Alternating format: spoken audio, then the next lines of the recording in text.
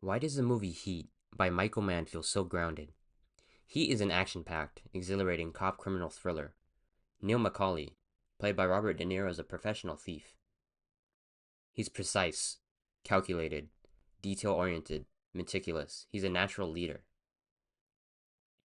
Vincent Hanna, played by Al Pacino, is a lieutenant in the LAPD. He's a former Marine. He's persistent, volatile, charismatic, and relentless. He will not stop at anything until he brings down his target, even at the expense of his own personal life. The grounded nature of the film is really brought to life in the middle of the movie. The iconic coffee shop conversation between Neil and Vincent. Pacino makes himself feel human to Neil. He tells himself personal, vulnerable details. He could not keep a marriage to save his life. He's on his third wife, and his stepdaughter struggles with mental health severely. The only thing that keeps him driven every day in life is what the next play is. And knowing that Neil knows that he must outthink Vincent at every corner, or he will fall behind. We observe that after Vincent shares a piece of himself, Neil reciprocates. He lets him know that he has a woman. He tells Vincent that he lies to her blatantly, saying he's a salesman who sells metal. Now we are reminded of Neil's famous philosophy. Don't let yourself get attached to anything you are not willing to walk out on in 30 seconds flat if you feel the heat around the corner. But, to our surprise, when Neil is asked by Hannah if he will walk out on this woman, he says yes, because that's how committed he is to his cause. What makes this scene so captivating is the mutual respect that these two have for each other. They know what they are, and they know that there's nothing they can do to change it. Nate quotes that Vincent respects and admires Neil's expertise. He knows that Neil is not a low-class amateur who sticks up liquor stores. Neil quotes that the vice sergeant of the LAPD says, Hannah likes you. He thinks you're some kind of star. You did this sharp, you do that sharp. 3 marriages. You think this guy likes staying home? He's one of the guys who are crawling around all night, dedicated. With this guy, with this much heat, you should pass. In this film, it is evident that between both sides of the law, you can choose your career or you can choose something else. Your real world should not exist as a criminal. If you have everything to lose, you are done. What is a man? What makes you who you are? What defines you? Is it your job? Is it your work? As we see in the beach scene with Val Kilmer's character, Neil's house is empty, empty like his life. Macaulay's character was involved in crime from a young age, having 3 stints before the age of 20, theft, murder, and he never considered going straight. Neil's stylistic choice reflects his character. Slick back hair and a clean-cut beard, a true professional. Tailored suits, well-groomed, strictly only business. How he dresses is ultimately a representation of how he embodies self-control and sticking to his code. He appears to be an affluent man. He looks like a business executive, and he draws less suspicion than other criminals. Chris, Michael, and Trejo are all hardened criminals with a background in the military, who also dress well kept to help get away easier during their scores that they take down. Their wardrobe is a measure of power and authority. These criminals, they ultimately dress almost the same as Vincent's character, blurring the line between legal and illegal professionals. They mirror each other. After Wingrove screws up the first job, Sizemore's character delivers a stone-cold, bone-chilling stare in the diner after De Niro's character smashes Wingrove's head into the table after his big screw-up. Michael truly embodies the saying, if looks could kill. At the film's climax, Neil and his crew discuss if it is worth going on the final score.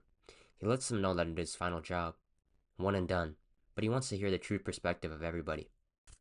Chris asks how they're going to afford the bank bags from Kelso, and Neil responds that he will front that cost and it's no problem. This action shows that this crew is more than a couple criminals who wound up in the same cell together. It is a brotherhood. Neil is a true leader. He understands and considers everybody's perspective, and he respects them enough to be honest.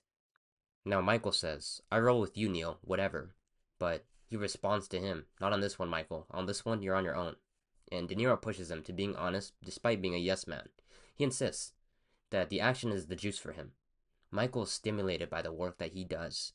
The action is like a drug for these guys.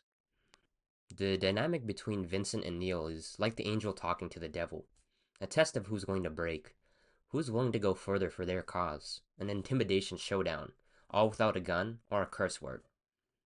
What if you do get me boxed in, and I gotta put you down? Because no matter what, you will not get in my way. We've been face to face, yeah, but I will not hesitate, not for a second. Neil is inclined to show his devotion to his work. He will not stand to be scared off by Hannah's relentless pursuit. He meets the situation with confidence and composure instead of fear. If anything, Hannah's threat sharpens his resolve and serves as a reminder of why he is so good at what he does. Michael Mann really wants us to humanize these criminals. We want to sympathize with Neil. The reality of this film is that enemies are actually the same people. They deal with the same struggles, they are devoted to their craft, and they're intellectually stimulated by what they do. They battle with obsession, isolation, and the cost of dedication. They both find meaning in the mastery of their art, rather than stability. They have little room for meaningful relationships in their life, molding them into a person of discipline and solitude. Their conflict is not just between cops and criminals. It is between two men who recognize themselves within each other. The devotion to craft goes beyond the big screen. In the documentary and the extras, allegedly Sizemore and some others interviewed real convicted murderers in prison to get a better feel of their mannerisms, and in particular, he spent a lot of time perfecting these emotionless and killer, bone-chilling eyes to a T. Neil's death was poetic. The whole time he preached about how he's willing to walk away from anything if there's too much heat, but he ultimately dies because he could not let Waingro get away without paying for his betrayal. He didn't end up dying because of his attachment to people that he loved. He died because of his attachment to people that he hated. Waingro was a typical psychopath. Killing and hurting people meant nothing to him, but he was scared of being hurt himself. There is irony in Neil's creed. He emphasizes the importance of being able to walk away from anything, but he's not able to listen to his own advice. The only person with a happy ending in this film is Chris. He's the only one who listens to the advice and sticks to this moral creed. He sees the love of his life for the last time, and he knows that he will never see her again despite all that has happened, but he has the willpower to walk away. In the beginning of the film, Macaulay is so focused on his work. He's detached from reality, and he doesn't even realize he's being hit on by Edie.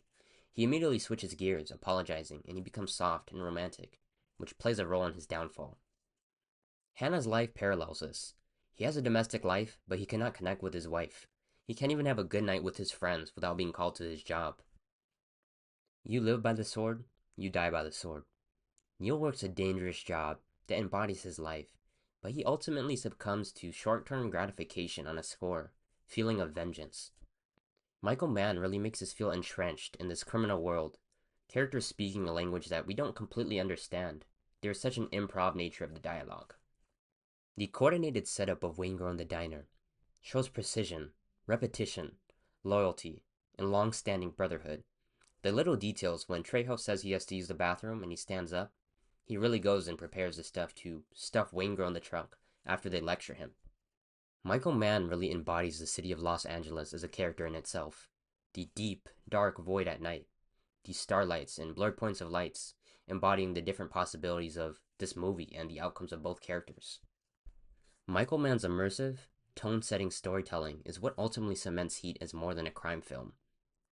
It is a culmination of identity, obsession, and purpose. The grounded conversations, lived-in performances, and profound realism allow Mann to blur the line between order and chaos.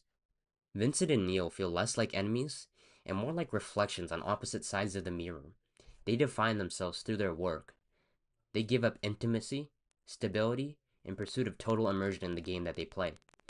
Heat stands as one of the most influential crime dramas of the 90s, but has deep undertones, stressing about the cost of life devotion for the gift of being great at one thing.